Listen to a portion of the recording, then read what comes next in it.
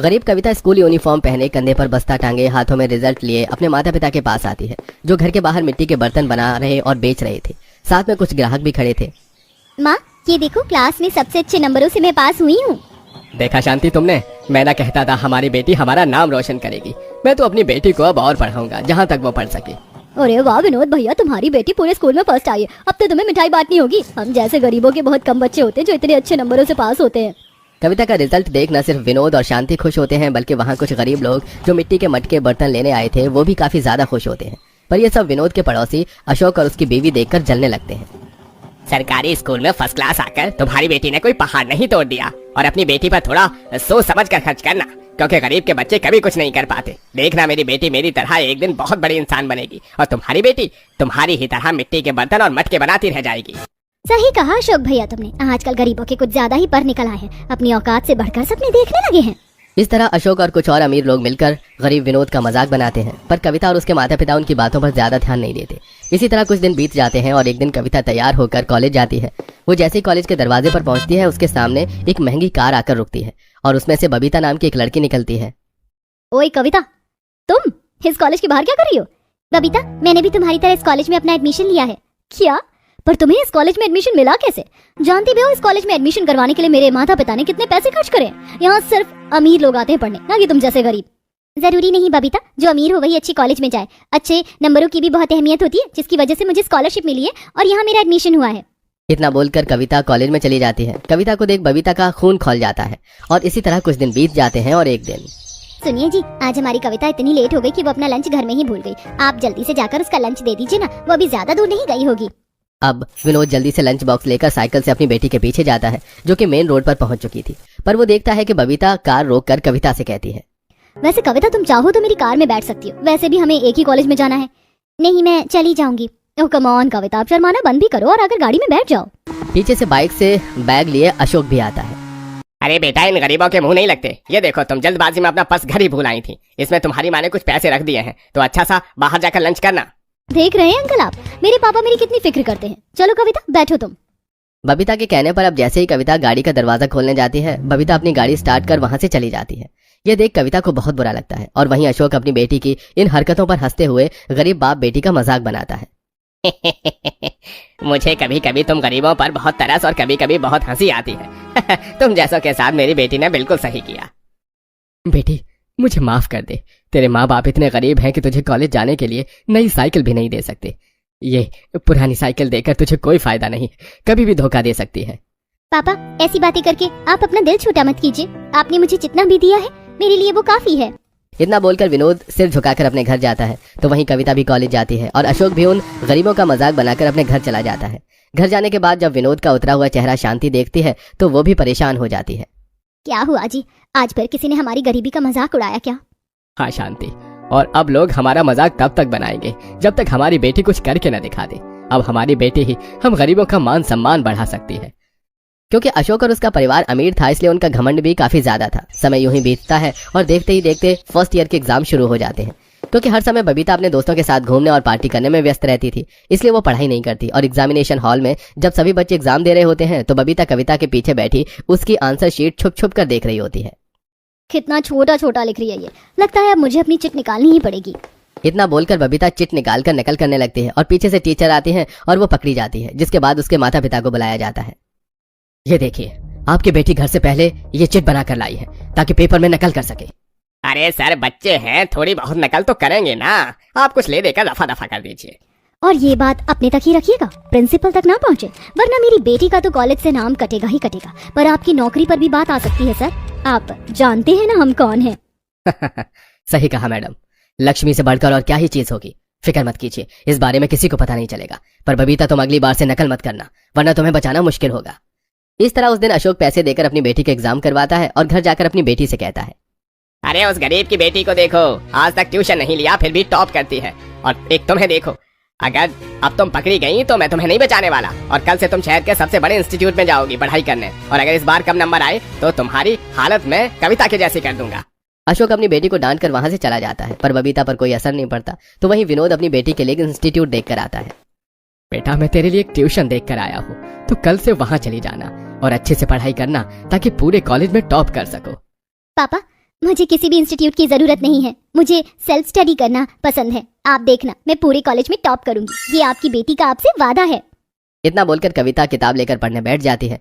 समय यूं ही बीतता है और देखते देखते फाइनल ईयर एग्जाम शुरू हो जाते हैं और इस बार भी कविता मन लगाकर पढ़ाई करती है और बहुत जल्द रिजल्ट का दिन भी आ जाता है और उस दिन कॉलेज में सभी बच्चों के पेरेंट्स आते हैं। अरे 10 बज गए, जल्दी चलिए ना जी, हमें कॉलेज टाइम पर पहुंचना है। हाँ हाँ, मैंने साइकिल निकाल दी है, अब जल्दी से साइकिल पर बैठो। अरे भैया, आज अपनी बेटी के कॉलेज जा रहे हो, अगर खुद की गाड़ी नहीं है तो ऑटो से चले जाओ। आज के दिन भी साइकिल से जाकर अपने साथ साथ अपनी बेटी की भी क्यों इंसल्ट करवा रहे हो। इतना बोलकर घर के बाहर खड़ी ममता गरीब विनोद और शांति के ऊपर हंसने लगते हैं, पर वो लोग ममता की बातों का जवाब न देकर अपनी साइकिल पर बैठकर कॉलेज के लिए जाते हैं और जैसे ही कॉलेज पहुंचते हैं तो दरवाजे पर खड़ा गार्ड उन्हें अंदर जाने से रोकने लगता है। अरे भाई साहब, कहाँ अंदर चले जा रहे हो? तुम जैसों के लिए यहाँ एंट्री नहीं है, यहाँ साइड हटो। तभी पीछे से गाड़ी का हॉर्न देते हुए और गाड़ी का विंडो खोलकर अशोक कहता है, अरे रास्ता छोड़ो गार्ड। हाँ, क्या बोला? सुनाई नहीं दिया? दरवाजा खोलो भाई। अब गार्ड दरवाजा खोलता है और अशोक अपनी गाड़ी लेकर अंदर चला जाता है और गार्ड दरवाजा बंद कर देता है। ये सब कुछ दरवाजे पर खड़ा विनोद देखकर बहुत दुखी होता है। तभी उसकी नजर अपनी बेटी पर पड़ती है और वो दरवाजे के बाहर से अपनी बेटी को आवाज देता है और कविता गार्ड के पास जाकर गार्ड से कहती है, अंकल उन्हें आने दीजिए, वो मेरे माता पिता हैं। माफ करना भाई साहब, मुझे पता नहीं था। आप आराम से जा सकते हैं अंदर। गार्ड अब दरवाजा खोलता है और विनोद अपनी बेटी और बीवी के साथ कॉलेज के अंदर जाता है, जहाँ वो कॉलेज को देख बहुत ही खुश होता है।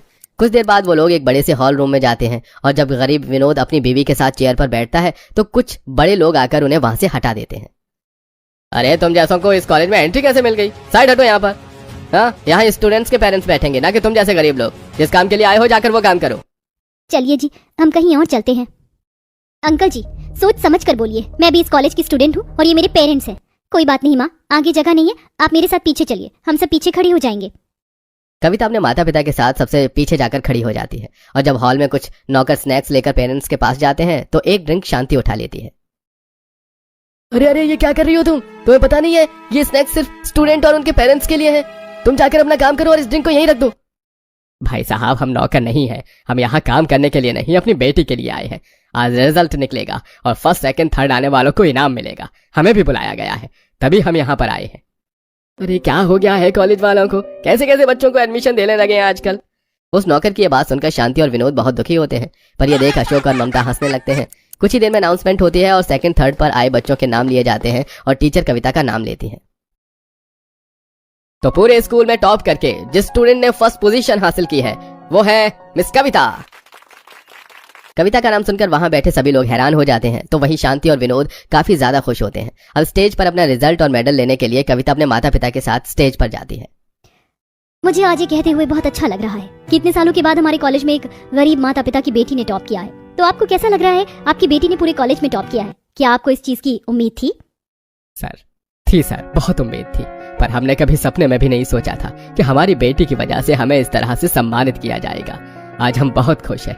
हमारी बेटी ने हमारा अपना पूरा वादा किया और हमारा सपना भी। ये सब मैं अकेले नहीं, अपनी माता पिता के बल पर कर पाई हूँ, इसलिए मेरे इस मेडल का श्रेय भी मेरे माता पिता को जाता है। ये सब देख अशोक और ममता का मुंह बंद हो जाता है और उनकी नजरें शर्म से झुक जाती हैं। अशोक घर जाकर विनोद और शांति से कभी नजरें नहीं मिला पाता, तो वहीं विनोद और शांति अपनी बेटी की वजह से पूरे गांव में सीना चौड़ा करके चलते हैं। हे भगवान, ये तड़का दाल बनाने में कितने बखेड़े हैं। ऊपर से अंगीठी से चिमनी जितना तेज धुआं उठ रहा है। भड़के मिजाज में पाखी मिट्टी के चूल्हे पर तड़का दाल बनाने में भिड़ी होती है, तभी खाने की मेज से जेठानी की आवाज आती है। अरे ओ देवरानी जी, आज की डेट में तड़का दाल तैयार हो जाएगा या नहीं? भूख के मारे चूहे पेट में खलबली मचा रहे हैं। जी, तड़का दाल लगभग तैयार है, अभी लाई। और पाकी भाभी, दाल में देगी मिर्च का तड़का लगा देना, उससे तीखापन आ जाएगा तो तड़का दाल का टेस्ट बढ़ जाएगा। जी, अच्छा ननद जी। गुस्से में बौखला कर पाकी पूरी बढ़ने की कश्मीरी लाल मिर्च डाल देते और अलग से देगी मिर्च का तड़का मारती है। असली तड़का तो अब लगा। अब जब मेरे महान ससुराल वाले ये तीखी मिर्ची से भरी दाल खाएंगे और सबके गुर्दे लाल होंगे तो बड़ा मजा आएगा। ये ससुराल की दाल तो बवाल बन गई है। आखिरकार पाकी इतने खुंदक के मिजाज में क्यों है और क्या होगा जब ससुराल वाले मिर्चदार दाल खाएंगे? और क्यों बहू दाल बनाने में इतना बखेड़ा मचा रही है, जबकि दाल बनाना तो सबसे सिंपल है। तो चलिए देखते हैं। आई है शुभ घड़ी, आज बनी मैं बड़ी, कल तक घर की बहू थी अब हूँ जेठानी। हुक्म चलाऊंगी मैं, आंख दिखाऊंगी मैं, सहमी खड़ी रहेगी मेरी देवरानी। लो चली मैं अपने देवर की बारात लेकर, लो चली मैं। जहाँ पाकी शादी के जोड़े में ससुराल की दहलीज पर खड़ी होती और जेठानी मधुरिमा ठुमके लगा रही होती, वहीं दोनों नंद शिप्रा काव्या खुसर फुसर कर रही थी। अरे देखो देखो काव्या, आज तो बड़ी भाभी के मन में मोतीचूर के लड्डू फूट रहे हैं, कैसे ठुमके लगा रही हैं। अरे ठुमके तो मारेंगी ही, आखिरकार अब इनको रसोई के काम काज से छुटकारा जो मिलने वाला है। दाल में कुछ तो काला है मेरी, ये दोनों नंद पता नहीं क्या खिचड़ी पका रही है। ऊपर से इस जल कुकड़ी जेठानी की तो ताता थैया खत्म नहीं हो रही है, लगता है डांस फ्लोर तोड़कर मानेंगी। खड़ी खड़ी मैं तो थककर चूर हो गई हूँ। पाकी थकान के चलते खुद में बड़बड़ा रही होती, तभी दादिया सास शकुंतला टोकती है, अरे अरे बस कर पड़ी बोता बहू, नहीं तो कमरिया लटक जाएगी। अब पद्मा बहू, तू नई बहू का गृह प्रवेश भी करवाते, अब क्या अलग से ही मुहूर्त निकलवाना पड़ेगा? जी जी अम्मा जी, अभी कराती हूँ। पद्मा देवी पाकी का गृह प्रवेश करती है। माँ, दादी माँ, हमें सफर की काफी ज्यादा थकान हो गई है, मैं और पाकी आराम कर ले। अरे हाँ लाडे सर, ले जा अपनी लुगाई को, अपनी नई दुल्हन, सवेरे आराम से उठना, कोई जल्दी नहीं है। जी दादी जी। सब लोग अपने कमरे में चले जाते हैं। पाकी सुबह 5 बजे का अलार्म लगा देती है और टाइम से उठकर नहा धोकर रसोई में हाजिर हो जाती है। शुक्र है समय से उठ गई तो साफ सफाई नहाना धोना निपट गया। ऐसा करती हूँ, आज पहली रसोई में पनीर वाले छोले पूरी और खिले खिले मटर पुलाव, मिक्स वेज और मीठे में थोड़ी रसमलाई बना लूंगी। इतने आइटम बहुत रहेंगे। पाकी एक एक करके किचन के अंदर रखे कनस्तर और डिब्बे देखती है, जिसमें मसूर की दाल, चने की दाल, अरहर की दाल, छिलका दाल भरी पड़ी थी। हे भगवान, ये रसोई घर है दाल की दुकान, सारे डिब्बे और यहाँ तक कि आटे के कनस्तर में भी किस्म किस्म की दाल भरी है। अभी तो मदर डेयरी या सफल की दुकान भी नहीं खुली होगी। खैर, तब तक पूरी के लिए आटा लगा लेती हूँ। बाकी पूरी के लिए आटा गूंथ लेती है, पुलाव बना लेती है और फिर सफल डेयरी से मटर पनीर लाकर बनाती है। थोड़ी देर में ससुराल वाले खाने के लिए हाजिर हो जाते हैं। पाकी खुश मिजाज से सब कुछ परोसती है। गुड मॉर्निंग सभी को, गर्मा गर्म खाना हाजिर है, शुरू कीजिए। तभी खाना देखकर ससुराल वाले बड़बड़ाना चालू कर देते हैं। अरे नहीं बहू, ये क्या अगड़म बगड़म बनाकर ले आई है तू? इतना भारी भरकम खाना मुझे नहीं खाना। अरे मेरा तो हाजमा पहले ही कमजोर है बहू, हम लोग सादा खाना खाने के शौकीन हैं। जा जाकर बढ़िया दमदार तीखी दाल तड़का और चूल्हे की रोटियां सेक कर लिया और ये सब उठा ले जा। जी दादी। बाकी सारा खाना उठाकर किचन में ले आती है। भैंस की आंख, अरे मुझे क्या किसी पागल कुत्ते ने काटा था? सुबह सुबह उठकर मैंने अपनी नींद खराब करके इन सबके लिए अच्छा अच्छा खाना बनाया, लेकिन किसी ने ठीक ही कहा है, कुत्तों को घी हजम नहीं होती। सारी मेहनत वेस्ट हो गई। गुस्से में तिल मिलाकर पाकी तड़का दाल बनाने में जुट जाती है। जितने में दाल सीटी आएगी तब तक टमाटर प्याज अदरक लहसुन काट लेती हूँ, फिर रोटी का आटा भी गूंथना है। पाकी पूरी एक कढ़ाई भर कर तड़का दाल बनाती है। तभी सास आवाज लगाती है, अरे नहीं बहू, दाल में हरी मिर्च का चौका डालना और बाकी जार में साबुत मसाले रखे, सिलबट्टे पर पीस कर डालना, तब जाकर स्वाद आएगा। और भाभी, कश्मीरी लाल मिर्च ज्यादा डालना, तभी तड़का दाल तीखी बनेगी। जी देवर जी। हाँ हाँ, मैंने तो जैसे होटल खोल रखा है ना, तीखी दाल खानी है और इतनी कूट कर कश्मीरी लाल मिर्च डालूंगी ना कि सबके कान से धुआं निकल जाएगा। दाल बनाकर पाकी चूल्हे की रोटी भी बनाती है, जिसमें धुएं से उसका सारा मेकअप और मस्कारा फैल जाता है। लो भाई लो, तड़का दाल हाजिर हो गया। खुशबू भी बड़ी जबरदस्त आ रही है, चलो खाओ। देखते ही देखते सब लोग तड़का दाल पर टूट पड़ते हैं और पूरी कढ़ाई चट हो जाती है। तभी दादिया सास जोरदार डकार मारती हैं। वाह नहीं दुल्हन, मिर्च मसाले के मामले में बड़ा ही पक्का हाथ पाया है। हाँ हाँ हफ्सी हो, सबने तो बस अपने पेट का ठेका लिया हुआ। इतनी सारी तड़का दाल रोटी बनाने में रेल तो मेरी बनी है। पाकी भाभी, आप क्या लग रही हैं? अरे तुम दोनों ऐसे दांत क्यों फाड़ रही हो मुझे देखकर? भाभी खुद ही शीशे में जाकर देख लीजिए, आप पूरी की पूरी मंजुलिका लग रही है। पाकी जाकर खुद को शीशे में देखती है और फिर मुंह धोती है। थोड़ी देर में पाकी रात का खाना पूछने के लिए सास के पास जाती है। माँ जी, रात के खाने में क्या बनाना है बता दीजिए। अरे बहू, इसमें बताने जैसा क्या है, बढ़िया तीखी तड़का दाल और रोटी बना लो। फिर से तड़का दाल?